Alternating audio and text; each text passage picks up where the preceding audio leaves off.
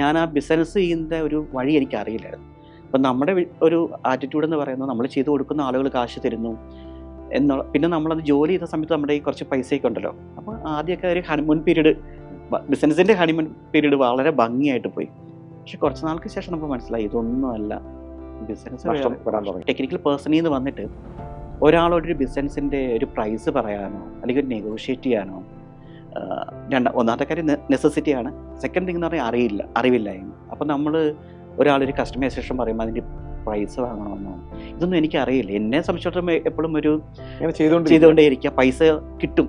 അങ്ങനെ നമ്മൾ കുറേ നമ്മൾ ഇപ്പം മാർക്കറ്റിനും അല്ലെങ്കിൽ എനിക്ക് എല്ലാ ആളുകളോടും പറയാനുള്ളൊരു ഇപ്പം നമ്മുടെ എന്നല്ല, സ്റ്റാർട്ടപ്പ് എന്ന് പറഞ്ഞു വരുന്ന ഈ പാഷൻ്റെ പുറകെ വരുന്ന ആളുകളെ നമ്മൾ എക്സ്ക്യൂസ് ചെയ്യരുത്. ഞാനിപ്പോൾ നമ്മുടെ ഓർഗനൈസേഷനിൽ ഒരു വെൻഡർ ഉണ്ടെങ്കിൽ അയാളുടെ അല്ലെങ്കിൽ നമ്മൾ കൊടുക്കാനുള്ള പൈസ നമ്മൾ കൊടുത്തിരിക്കും. അത് നമ്മുടെ ജീവിതത്തിൽ പഠിച്ചൊരു പാഠം.